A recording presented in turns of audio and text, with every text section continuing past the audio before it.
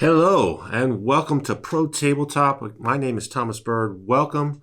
If you're new to the channel, I'm the resident Ultramarine fan. I mean, we play a lot of Marines, we play a lot of different games, a lot of different factions, but predominantly there's a lot of Ultramarines versus Eldar. And our match coming up this Wednesday live stream, it's going to be the classic rematch: Brad versus Thomas, Eldar versus Ultramarine. So, we started to talk about videos, get a lot of questions about my lists.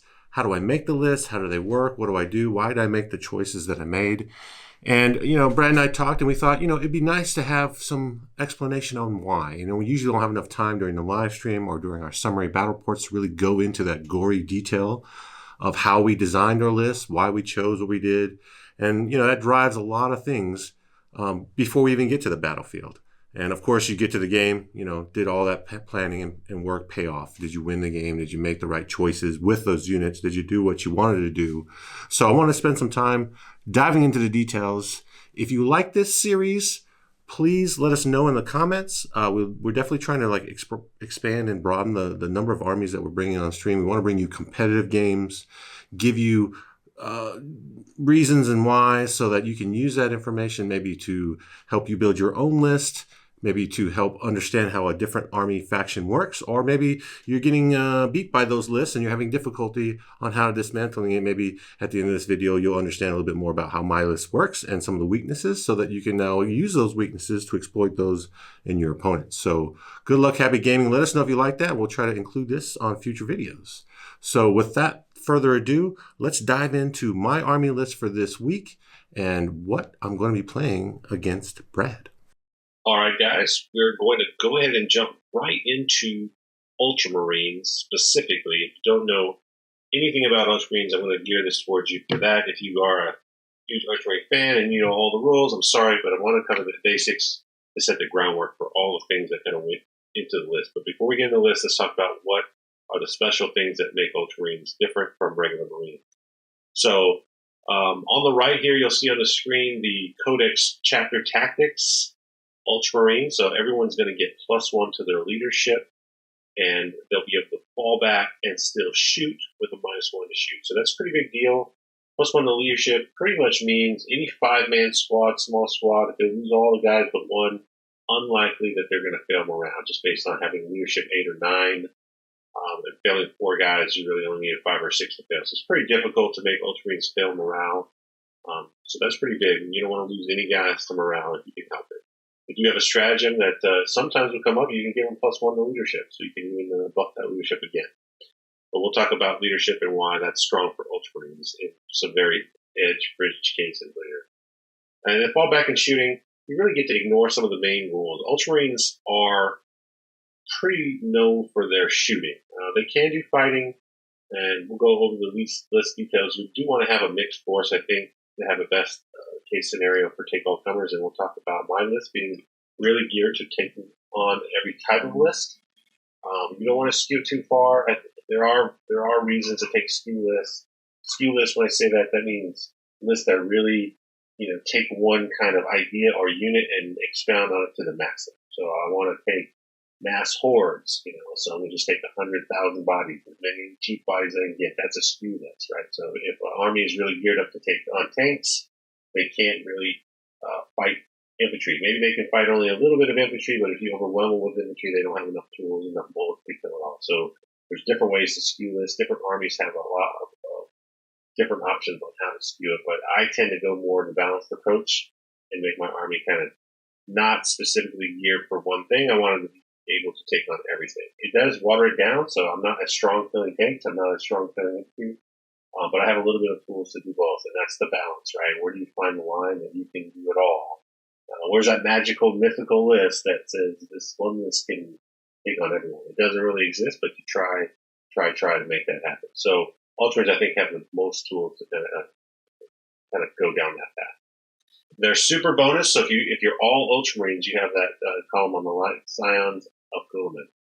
So basically, while you're in the tactical doctrine, you get to count as if you are stationary. So as long as you don't fall back or advance, you're in the tactical doctrine, you get to count as if you're stationary. Why is that important? What impact does that have? If you take heavy weapons, you suffer The penalty for moving if it's on infantry. So if you're in a tactical, you count as stationary. You have bolters, you have bolter drill. You want to rapid fire at max distance if you stay still. Well, with Ultramarines, if you're in the tactical doctrine, you're going to be an extra AP because you're in the tactical for rapid fire weapons, and you're always going to get to shoot as if they're stationary. So you're always moving. So that's very important in that edition. You really want to maximize movement. Most people think of a Ultramarine gun line as a very static list. You'll look at my list on paper. A lot of infantry, a lot of foot lists. So you kind of thinking, well, this is not very mobile. It's very stationary. It's a gun line. You know, it can't move around the board. That's a little bit misleading. So, you know, why not talk about that? But in my current list, don't really take advantage of this all too much. The Silent of Gilman.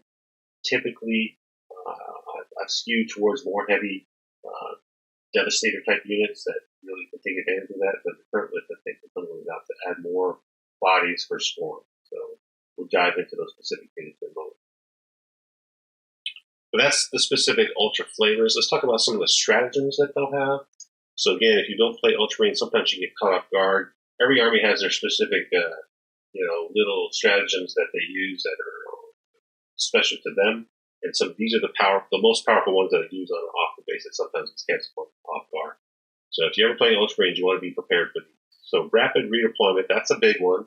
So basically, Ultramarines get to, at the beginning of the battle round, you know who's going first. You get to now move guys. So you can either set up guys very aggressively, and then you don't win the roll to go first. You want to pull those guys back, or vice versa.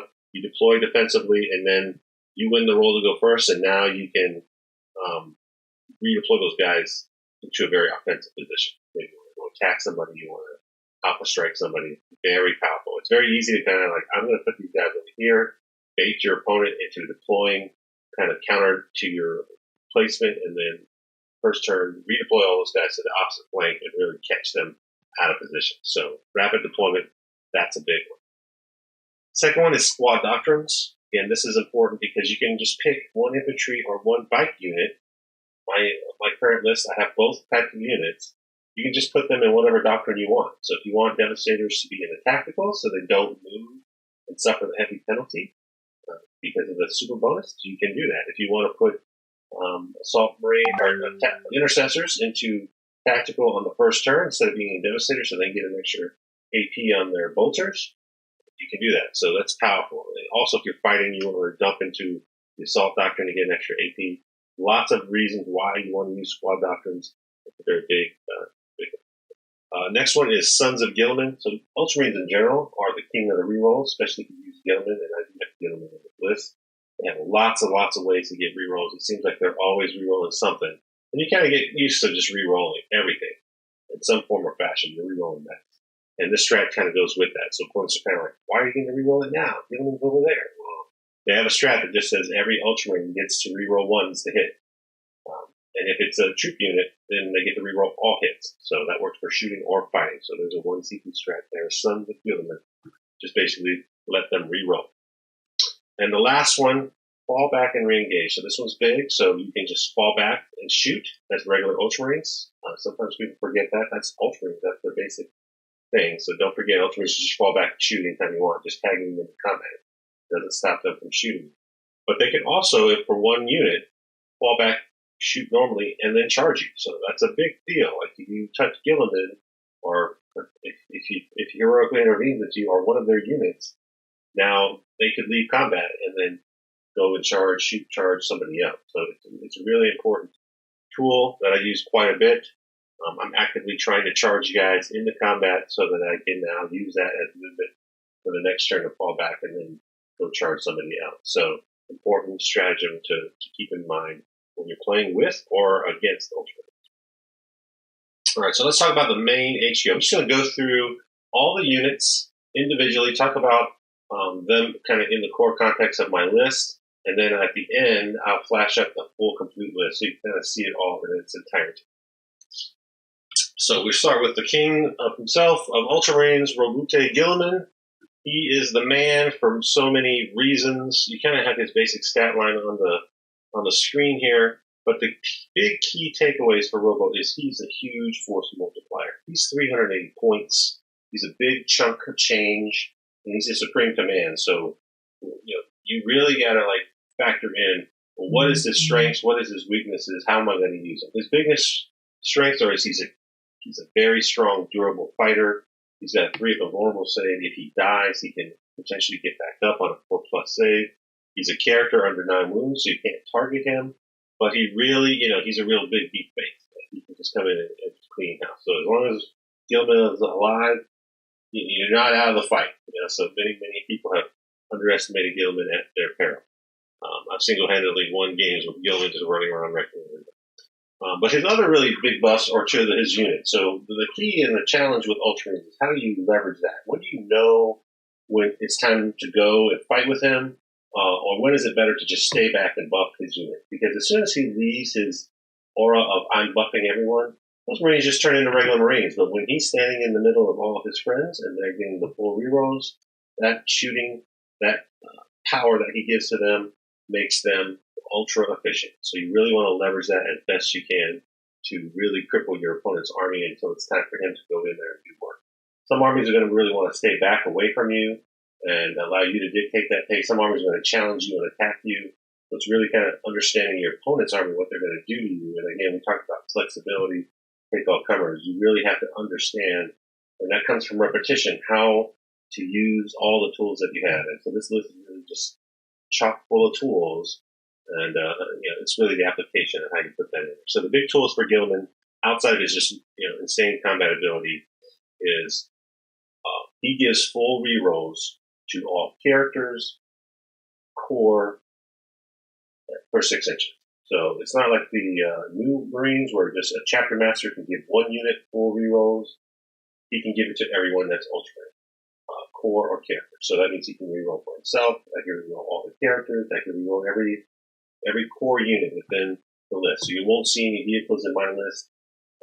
I'm really trying to maximize his reroll ability. So within 6 inches, you get full reroll for hits and reroll 1s to wound. So he's a super chapter master and a lieutenant all in one. So that's really powerful, 6 inches. He also has a 12-inch bubble where he lets you reroll 1s for Imperium. So he can actually give vehicles ability to reroll 1s. So that's really strong if you want to take vehicles, if you want to take non-dreadnoughts and non-core vehicles.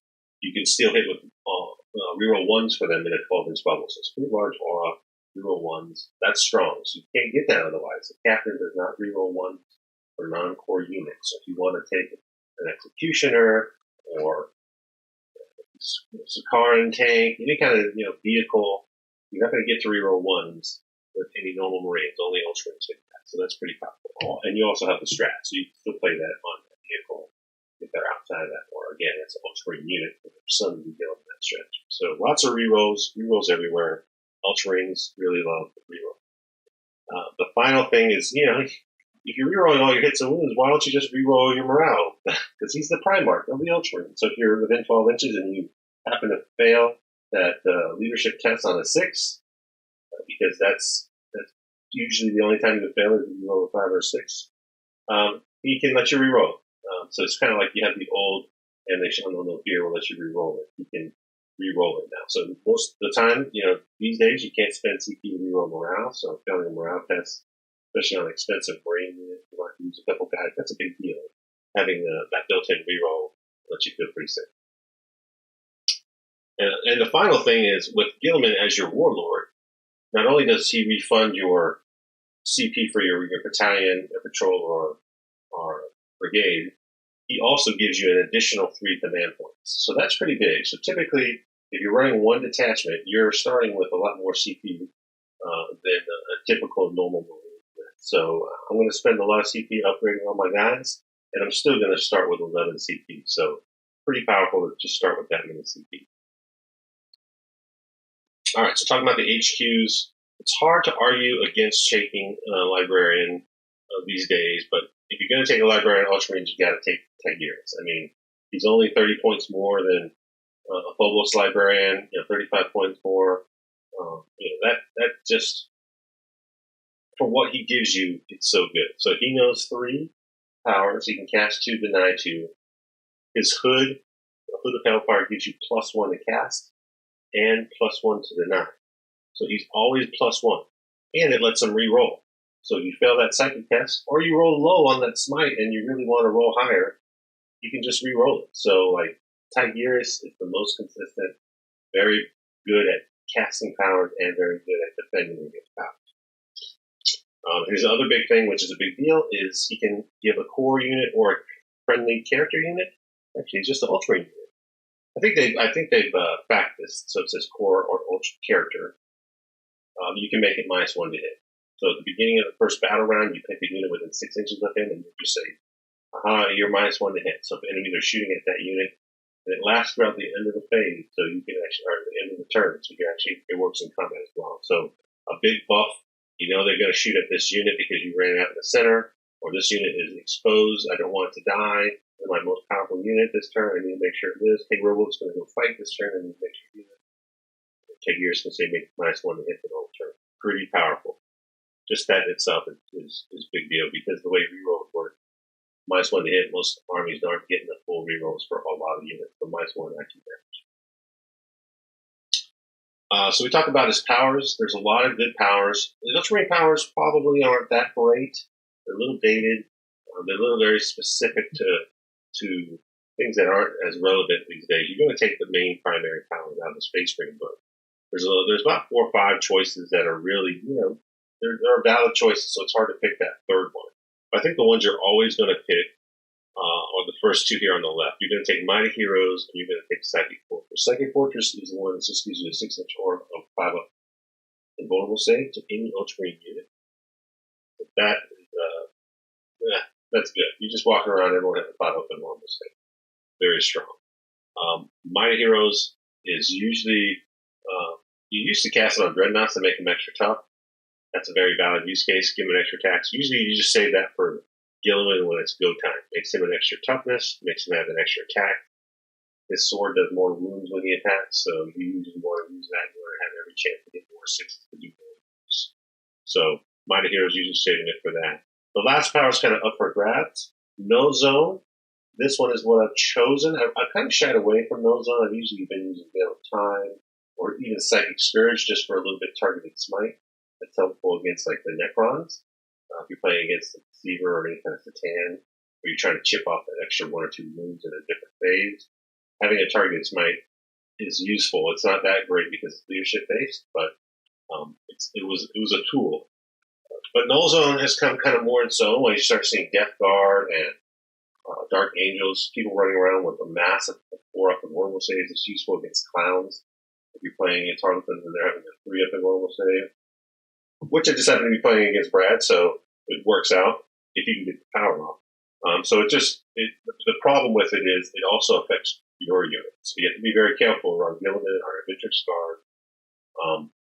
Or, when you cast Psychic Fortress, it basically cancels that out. So if you're casting Nullzone, you don't have any other powers. So basically, there's no point in casting Psychic Fortress because it's going to turn off your own invulnerable. So you got to be very careful. So it ends up being I think one of those last resort type of things. You're not really doing that every turn.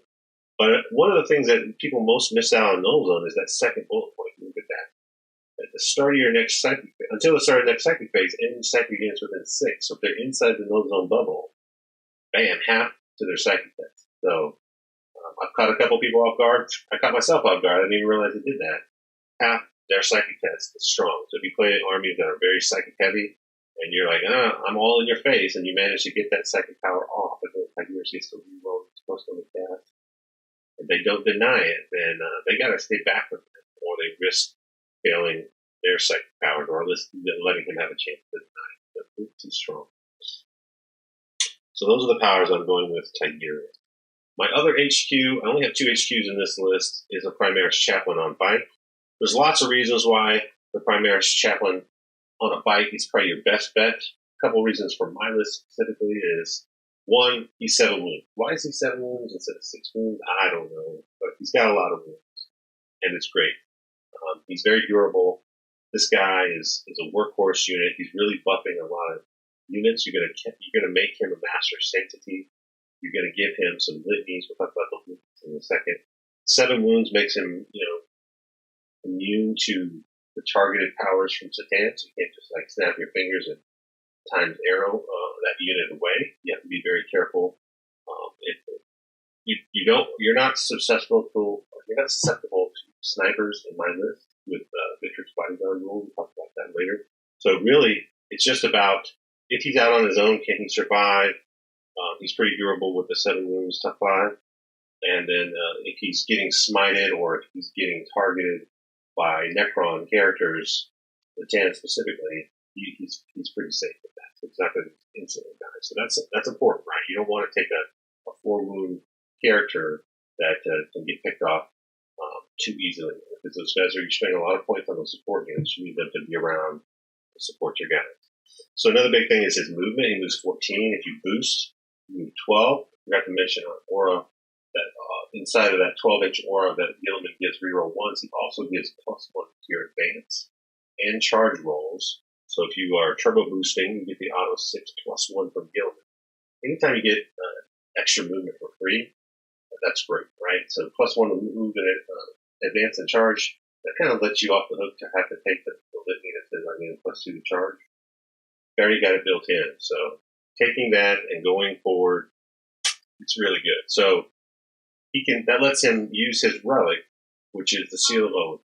You can use that speed to late game turbo boost onto an objective or really push out and attack a small unit on his own if he needs to kind of break apart from the bubble. But his real reason for being there is to provide some litanies. So again, we've made him a Master of Sanctity, so we paid extra points for that. We gave him a Warlord trait, Wise Orator, and that lets him know 2 litanies, and he gets to cast them on 2s. So Master of Sanctity lets you know 2, Wise Orator lets you roll for it, and successfully get the litany off on a 2+ instead of a 3+. So the 2 litanies he's taking are Recitation of Focus and Catechism of Fire. You really want these for buffing all that shooting. Again, we're talking about making the Ultramarine powerful gun line even more powerful by giving units +1 to hit, +1 to wound in their shooting attacks. Very powerful. You look at it, it works on characters in core, so you can give it to Gilliman, can give it to himself. It is a 6-inch bubble. It is like a pulse, so you kind of, at the beginning of the command phase, you pop it, and that unit has it for the rest of the turn. So you got to really start looking at positioning. The guy has to be in the right place at the beginning of the command phase to make sure it works. He does have a stratagem called Commanding Oratory. If he doesn't do it, so for example, in my command phase, I'm out of position, maybe I charge and move away from my core units, but I want to drive back and give my grab units +1 to wound. Well, you can use that stratagem since he's a Wise Orator, the Warlord trait. That stratagem only costs 1 instead of 2, and then basically you get to auto pass it. So it does allow you to have some flexibility. Again, that's going to be a recurring theme in this list discussion. I have to have some tools. I want to make sure I can make it as most flexible as I can and take on every challenge. So if he's out of position, you still have an option of spending a CP to drive back and then cast it in a different phase.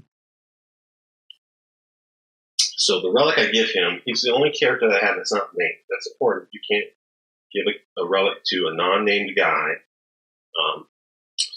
This is an important relic. You got to have that. So there's another reason why this guy's big. Sealed Oath. So again, we're talking about the King of Rerolls, the Ultramarines. This relic is that on steroids. So at the beginning of the battle, before the first turn begins, you select 1 enemy unit. That means you get to see where your opponent has set up. You know who's going first. You get to pick 1 unit. So typically, I'll pick an army unit that is either like super doable. I know that they're going to be throwing at me super tough. An example would be like Mortaria. I know that they're going to push that guy in my face, or I'm going to have to deal with him. I want all the rerolls against him. And what it does is it lets this chaplain, who's on a big base, have an aura of 6 inches that says all characters and all core units. See? Yeah, because it's fact here, so this doesn't show the fact. It's all characters and all core. It's to reroll all hits and all wounds against that 1 enemy unit. So if the chaplain dies, or if that unit dies, if Mortarian dies, whatever unit you selected dies, you don't get to keep doing it. It's just that 1 unit. They all hate him for that turn or that game. So that's a big deal.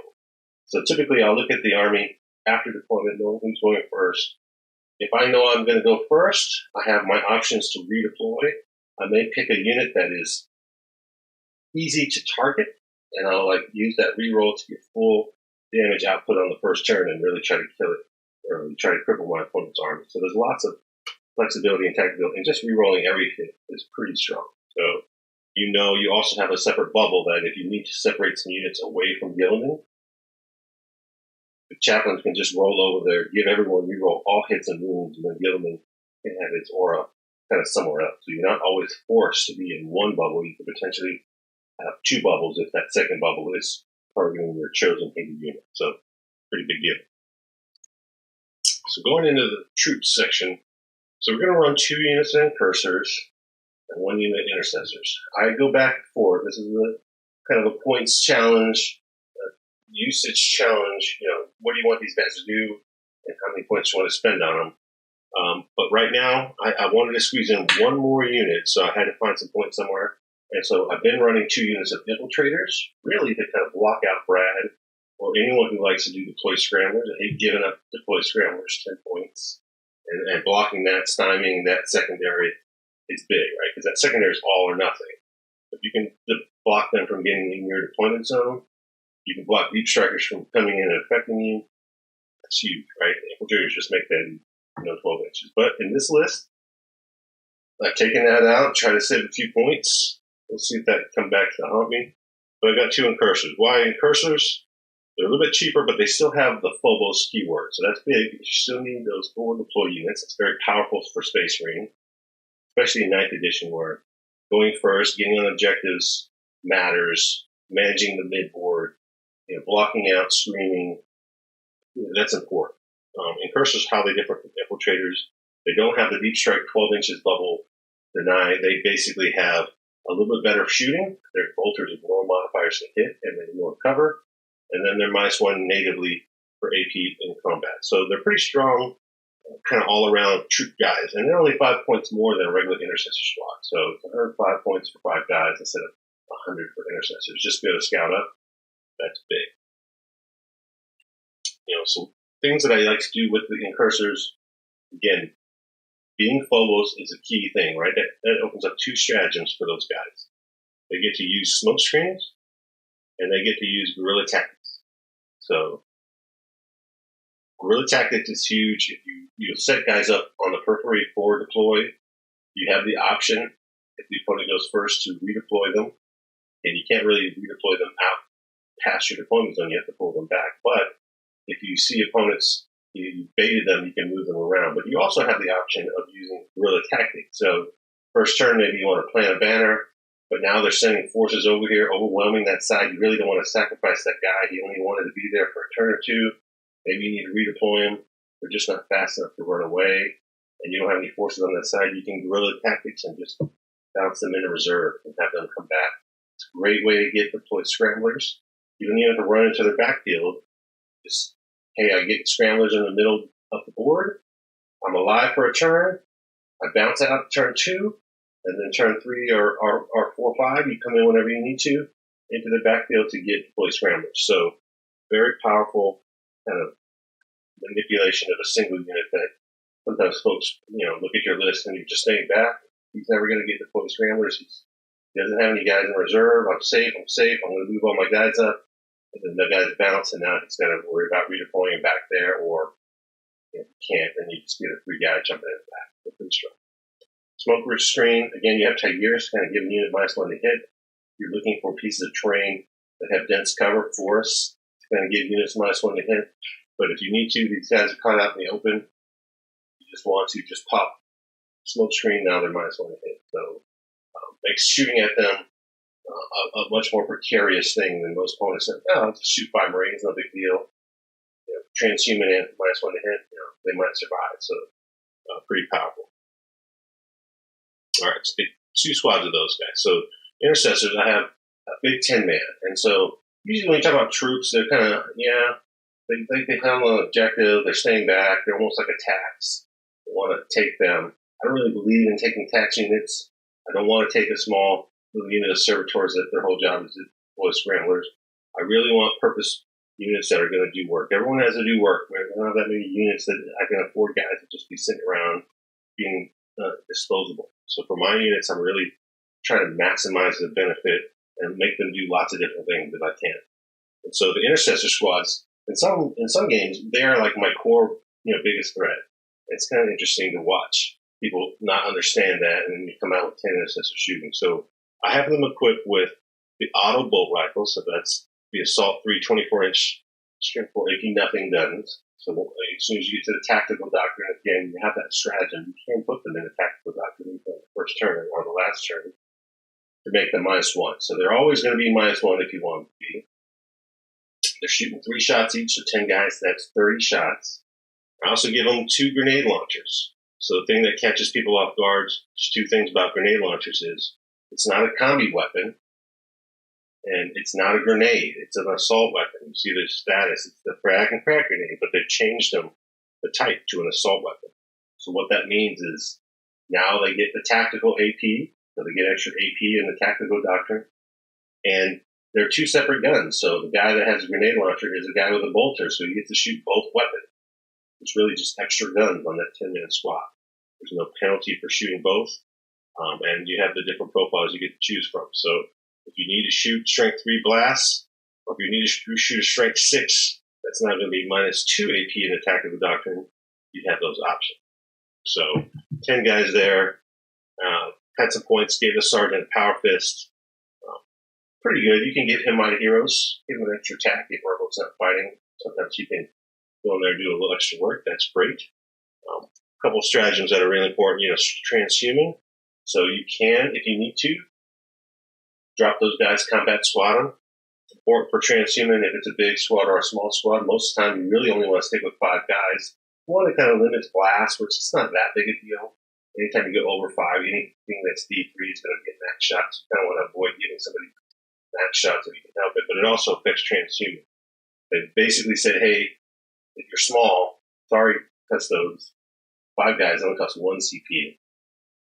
If you're over 5, it costs you 2 CP. So, like, small squads, cheaper to be transhuman, which is a big deal because you usually like transhuman. That's kind of pricey command point wise. Now you're like 1 CP.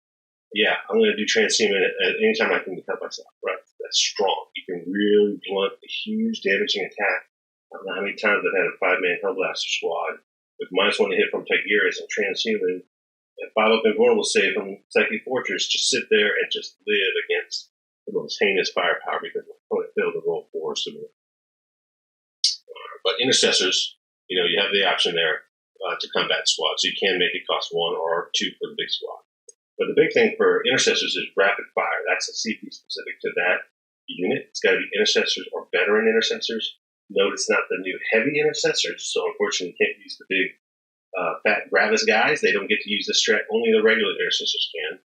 But for 2 CP, after all your shooting's done, you can shoot again. So you're talking about 30 shots, rerolling it, hit, rerolling 1s to wound, potentially +1 to hit, potentially +1 to wound.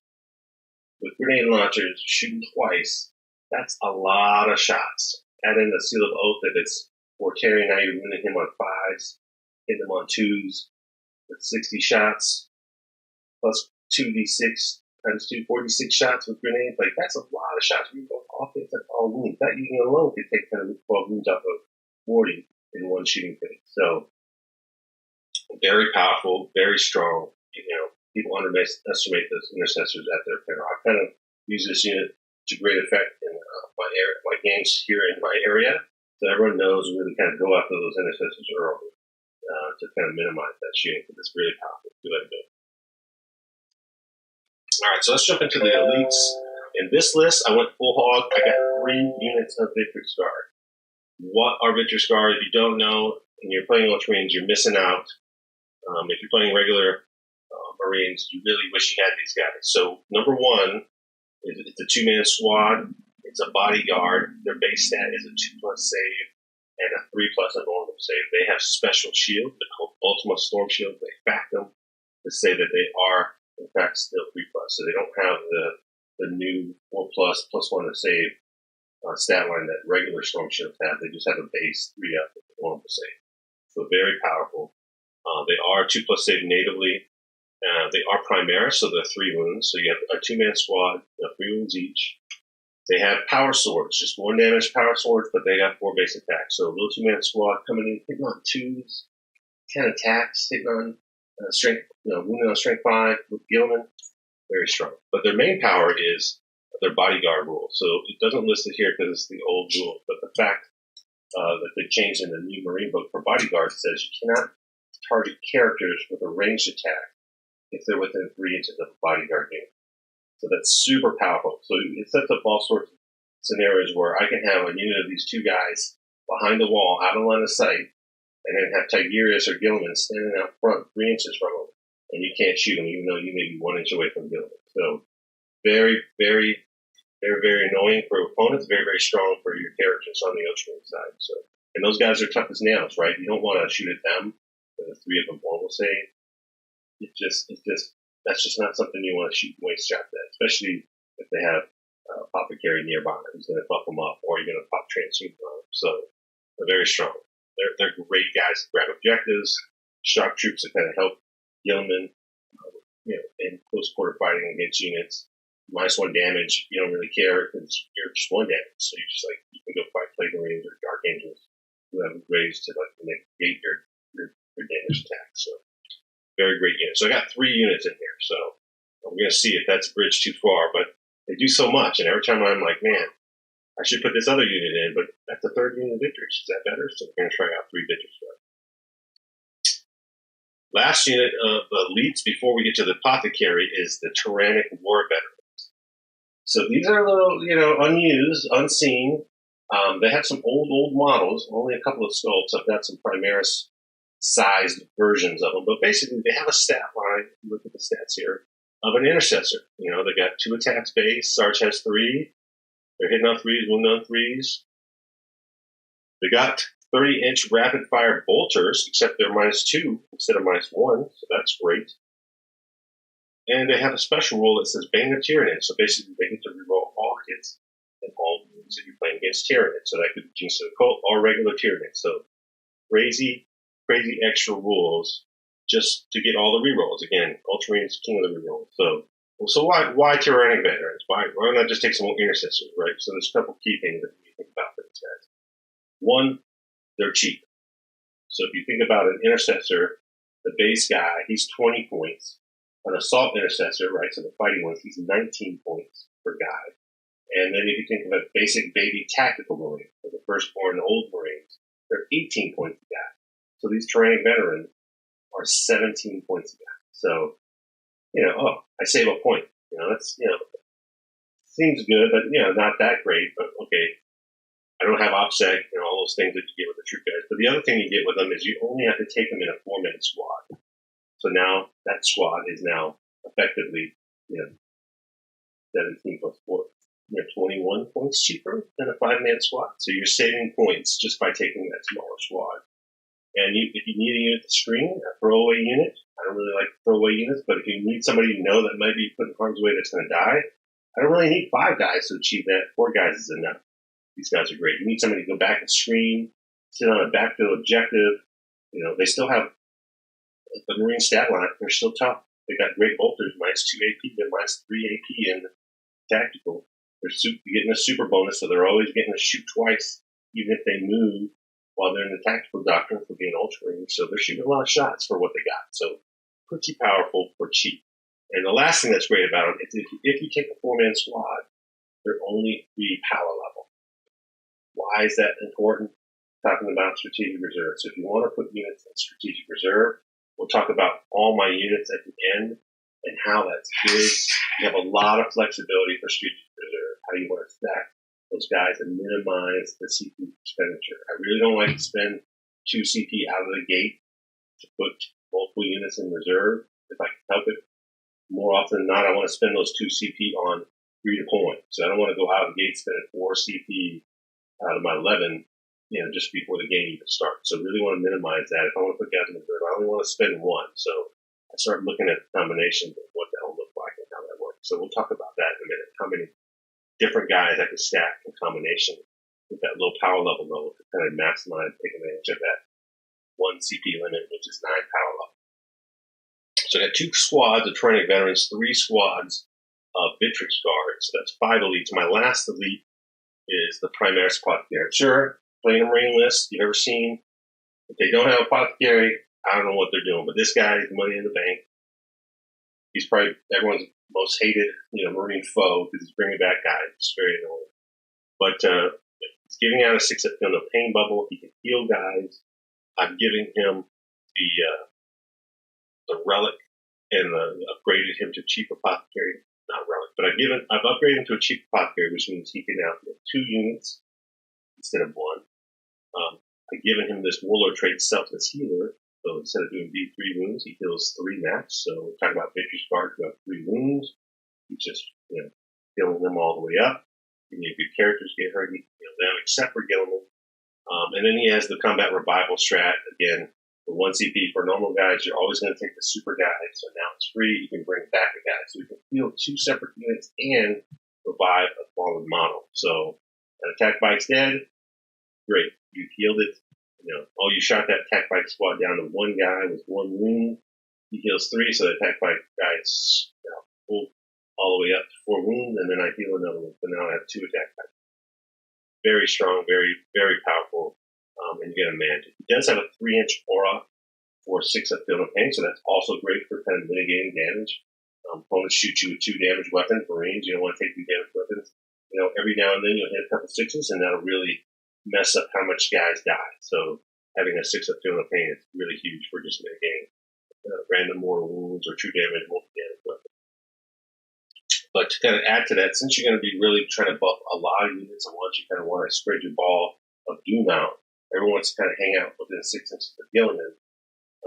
6 inches of Tigurius, because he's cast a Psychic Fortress for the 5-up bit. Well, you really want to try to maximize that 6-inch bubble and manage all 3 auras. That's why you have this relic here, the Vox Espiritum. It only can go on Primaris guys, so be careful of that. So you can't take a regular, cheaper apothecary. You have to take the Primaris one, but that does let you add 3 to his aura. So now he has a 6-inch level of 6-up. Alright, so going on down the list, I have a unit of attack bites. I think you gotta have some melta guns in this day and age. There's a lot of multi-wound models out there. You're still going to run into vehicles. You want to shoot at them with big guns. With the Ultramarines having attack bites not suffer negative penalties anyways, you really like that extra movement to get in top range if you need to, +2 with the damage from multi-melta, and just be able to get in position around there. They're bites, so they can't go through walls, but you can move around and you want to position those guys to do work. These guys are fantastic. And you look at the power level on them, they're 2. If you take a full unit of 3, that's going to make you have a power rating level of 6. So if you wanted to, and you wanted to put some guys in reserve, power level 6 plus a unit of training veterans, power level 9, you're still only going to cost you 1 CP. You want to put 2 units of training veterans, power level 3 each, and 1 CP. You want to put a unit of Victrix Guard in there, he's 3. So you have 3 units, Victrix Guard, training veterans. They're all 3 CP, or 3 power levels. You can put a lot of different combinations. Pretty strong. But attack bites, 1 big unit of 3 with 3 multiple. Alright, going to heavy weapons. We're going to Devastator Squad. I was running last cannons alongside these guys. Took those out to kind of fill in more kind of bodies on the ground to kind of achieve the mission. So we'll see if that's useful. Against clowns, you don't necessarily need last cannons. Not running any other vehicles. So it's good. You do miss some long-range firepower, but grabs kind of keep up with that. So the great thing about grab, and we're talking about Devastators, I have the profile down here. You can see the grab cannon. The range on these guys is 30 inches, and it's heavy 4. So -3, but it's 1 damage versus low armor saves, 2 damage versus 3 or better. So that really comes in a multi-purpose faction of this unit, right? Like, if I'm playing against orcs, I don't need lots of high AP. What I need is lots of shots. These guys got 4 shots each, so they check the box for a high number of shots. If I'm shooting against Death Guard, hey, they're going to lower my damage from 2 to 1, but it's -3 AP, so if I catch some Plague Marines out in the open, strength 5, it's just tough 5, I'm going to kill some Plague Marines with this weapon. Still good, right? So a great option, great multi-purpose. These guys are great for coming in from outflank, especially if you're an attacker with Doctrine. You don't care about moving off the side flank. You ignore the minus penalty. With your super bonus, you have the sergeant giving a 2+ ballistic skill to one guy, and then you spend the strat 1 CP to let them reroll 1. So they're kind of self-sufficient on their own. They can't just come in from a flank 30 inches. They don't need to be close. They can just hammer on some weak unit in the back, kind of holding the objective. Or you just put them in front, sealed oath, shoot at Morty at whoever you want.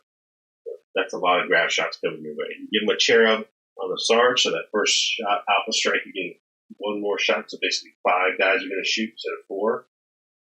That guy shooting extra thing on 2. Like, a lot of good quality shooting that's coming in, being very active. Grab guys are great. And the last heavy squad, the last unit in the list, is the Hellblaster squad. So a lot of people ask me, why don't I take the Scepters? They did just recently get a point increase. But outside of that, I think now 3 guys is the same price as 5 Hellblasters. So you look at the wounds, you look at the toughness, you look at the movement, you look at the base gun. I really like the Hellblaster squad more for a number of reasons. Why? Their base range is a little bit longer, 24 inches versus 18. You move 10 on the Intercessors, but you move 6 on these guys. But they're both advancing. So I'm taking the Assault Plasma. So you can advance and shoot either one. But sometimes you don't want to be within 18 inches of an enemy. If I want to shoot an enemy, and maybe he has some friends nearby that are going to charge me next turn, I don't want to be that close. Sometimes I want to be at 24. I need an extra range.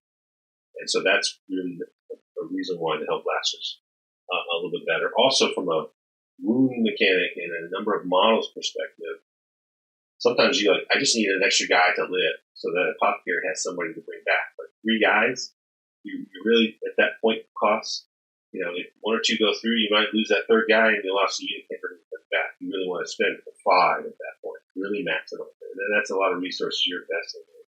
1 unit of 2 damage shots. So don't necessarily always need too much 2 damage, especially if there's ways to mitigate that. But you like this. Another thing that's really good about these guys is the AP, -4 base AP. So when they go to attack with a -5. Why is that important? Well, turns out people have cover. There's a lot of 2-up saves running around because of Storm Shield. You want to force AP to go to their invulnerable saves. If you just have a bolter that's -1, may not cut it right. So you really want to have some AP that's going to force people to go to their, or just ignore it altogether. The best thing you do to kill a human is not with an take. So these guys got 2 things going for them, right? Volume of shot and high AP. I do invest for this sergeant here. It's an extra CP, but I buy the sergeant a mastercrafted weapon. So his gun is base 2 damage and it overcharges to 3 damage. So I've definitely had him with his 3 shots kill a whole unit of Eradicators all by himself, just because he hit everything. -5, no save, 3 damage each. Pop, pop, pop. Sometimes you need 3 damage. There's not a ton of ways to get 3 damage guns in Marines. So just having that option to just, if I have a 3 wound model, having a guy to kind of be able to do a couple extra moves right there. Things that kind of pop up that are 3 wounds that are annoying if you ever play Death Lord Creed Forces. Those guys dealing paying 3 damage. That's really strong. We're talking about Admech Dog, Cerberus Raiders. Those guys have 3 wounds. So if you're just peppering them with 2 damage hits, it's really, it's going to take a lot more shots to kill them than you kind of initially think. 3 wounds, man. Just soaking up all those extra damage hits and wasting. So having an opportunity to pop a couple extra guys. So Hellblaster. So that rounds it up. So going through the final list, kind of looking at it all together, you got a Supreme Command, you got a Battalion, 2 HQs, the Tigurius and the Chaplain. Chaplain sitting there just like every turn looking at who do I want to give pluses to hit and pluses to wound for shooting. You got a lot of shooting units. You got Incursors, you got Intercessors, you got Attack Bikes, you got Devastators, you got Hellblasters. Pretty heavy, hard-hitting units, multi-damage units, a lot of units there that can really put the pain on big units and small units. You got a lot of volume of fire. You have some close combat. So you got the Victrix and Roboute, the really durable, fighty, tanky units that kind of wade in. You have some psychic defense. You have some psychic offense.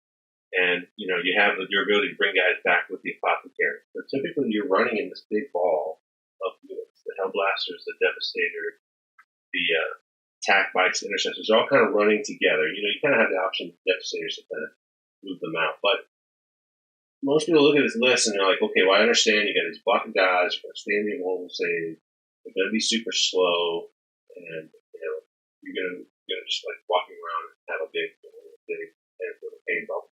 But what they don't realize is like the intercessors, the hellblasters, attack bikes, they're all fast.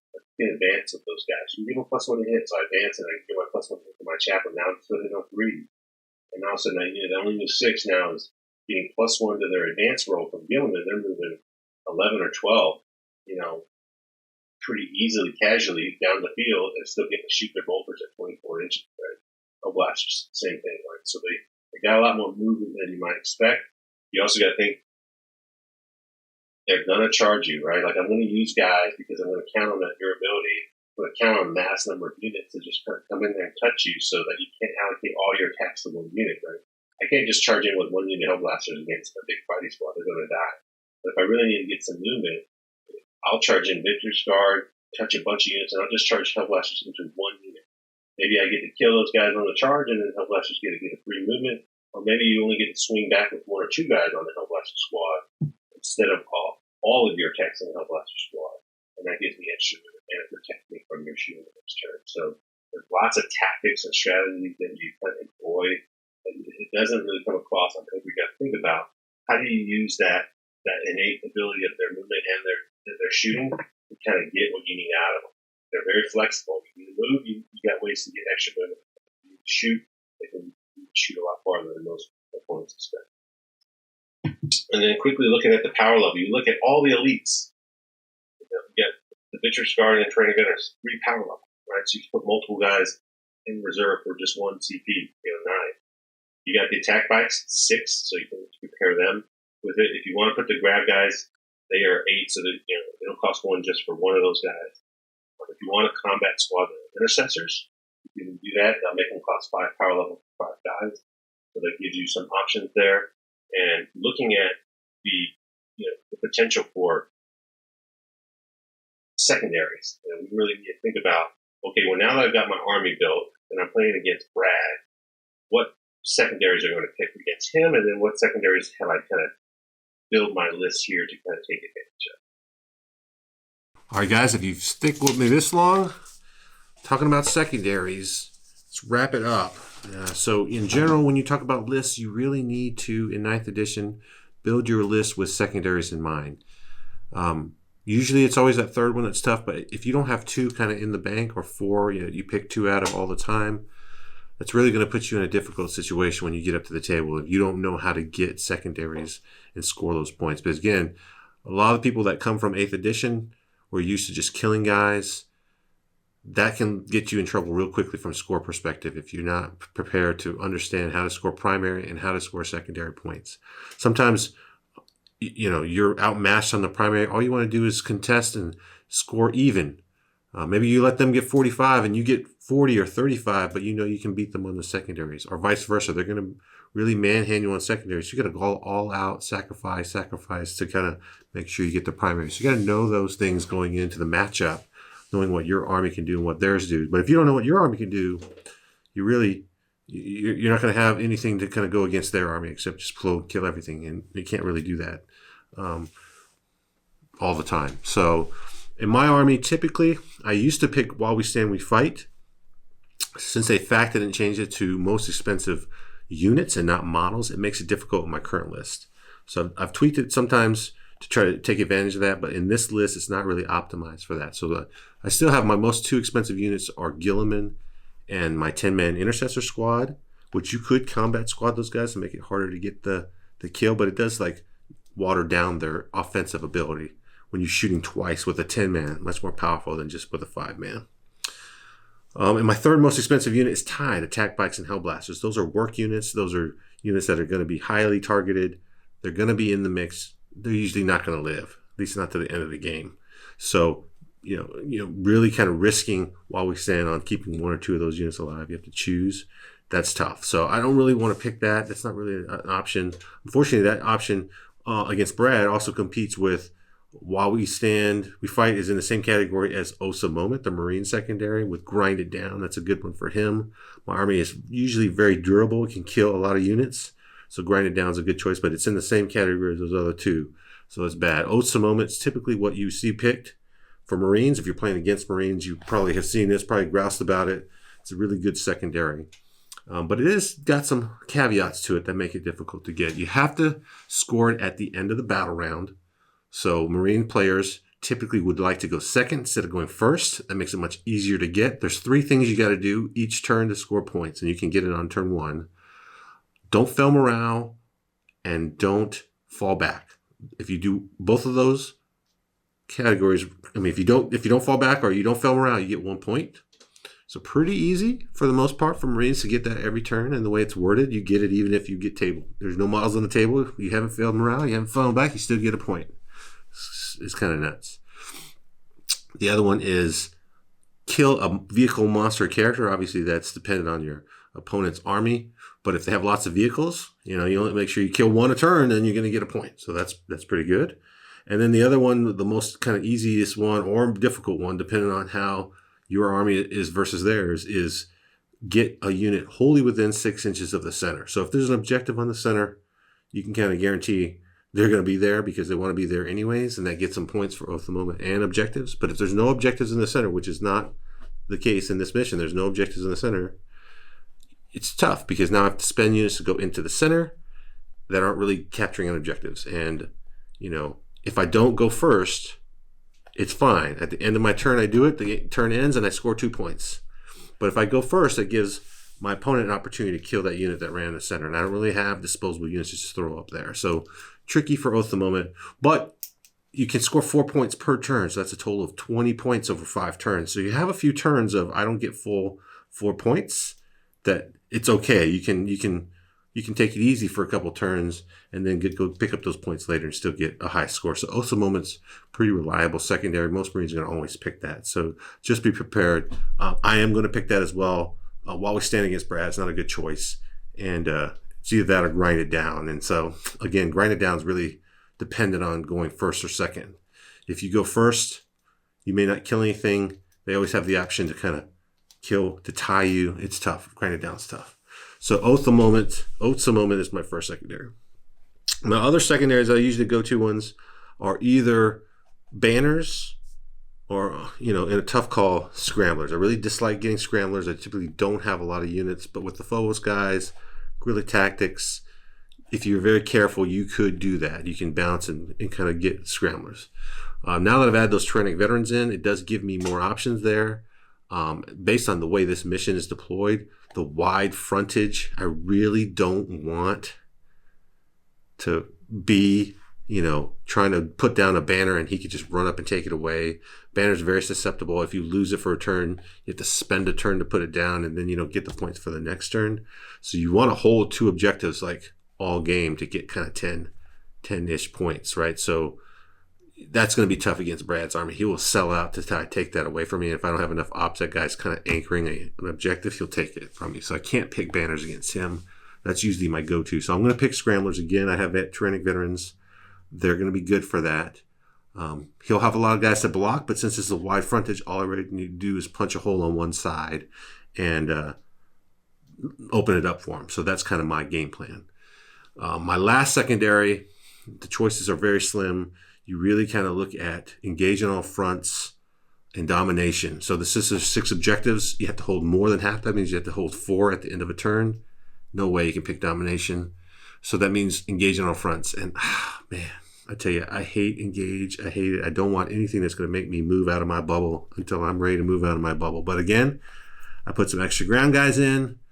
If I can get 6 to 8 points, I feel like that's a success for engage. I really want to do that secondary, but based on what other choices I have, sometimes you just don't have a great option. So that's the one I'm going to go with. The mission secondary is not good. Hold both of yours and then hold one of his deployment zone objectives.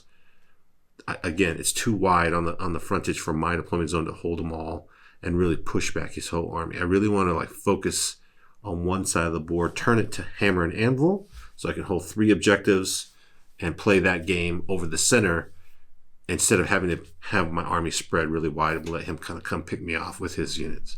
It's tricky if you bunch up because his clowns can come in and attack and tag multiple units. So you just have to be very cagey in how you position and block. And clowns are typically difficult to block since they can move through guys. So terrain placement will be key, really opening up the sight line so that when he does charge me, I can set up lanes for overwatch and not let him charge me through walls. I know he'll want to set up these terrain so he can go through the walls. So that's going to be the challenge, and we'll see. It's always, that's the plan. We'll see what the terrain does, because I'll say all these things, and the next thing you know, I'll be playing the wide frontage because that's just the way the terrain is more beneficial for me. So good thing in that sense is his units are 24 inches for his like artillery. So if he stages them too far to one flank, I can really kind of avoid a lot of his shooting without him moving. So I'm going to see if I can abuse his artillery. But I got to kill those things, so I don't want them to stay too far away. But that's it. So if you've lasted this long, wow, thanks. This has been a long video, longer than I probably intended to, but I wanted to give you guys a glimpse of all the things that go into the list, why the things I've chosen are in there, what I expect them to do. Again, I build my list very, very meticulously under many, many games and many, many practices to try to take all comers version, right? I want it to have all the tools against every type of army, whether it be a big horde army, high invulnerable saves, high toughness, a lot of multi-wounds, a lot of single wounds, a lot of vehicles, anything you can. I got shooting, I got fighting, I got tricks for movement, I got some psychics, got some psychic defense, got a little durability with the healing, and I got a lot of invulnerable saves. So that's the army. We'll see what Brad and I play. We've played this matchup quite a bit. He knows all my tricks. I know all his tricks. We are playing slightly different armies this time, and it's always a big grudge match. So it'll be fun to see how he does. He's historically, I think he's beaten me pretty badly over time, just that movement. I really had to learn early on how to stop him from getting deploy scramblers. So if he just gets 10 points on me, I better make sure I get 10 points on him to kind of counteract that. So hope you liked it. If you like this type of video, let us know in the comments. Everything we do here is for you guys. So we want to make sure if we're doing competitive things, it's bringing value for you. It's helping you build your list better. It's helping you play the game better, or at least make it enjoyable to watch. We're going to be playing this game live on Wednesday at 6 p.m. Eastern. So if you're around, tune in, watch Brad and I go at it with these lists that we've just talked about. And then if future games, let us know what armies you want us to play. We're trying to get some new guests in, some armies built in the background, and we'll do some in-depth videos if you like these on those lists so that they can talk about their lists. So if I'm playing Dark Angels, or if I'm playing Necrons, or our opponent's playing that, you'll have a full kind of in-depth analysis of why they took what they did, and we'll get to see it play out on the tabletop, and if it went all to plan or if it went completely bust and we got to redo it. So like, subscribe, and share. This is Thomas from Pro Tabletop signing off. We'll see you on Wednesday.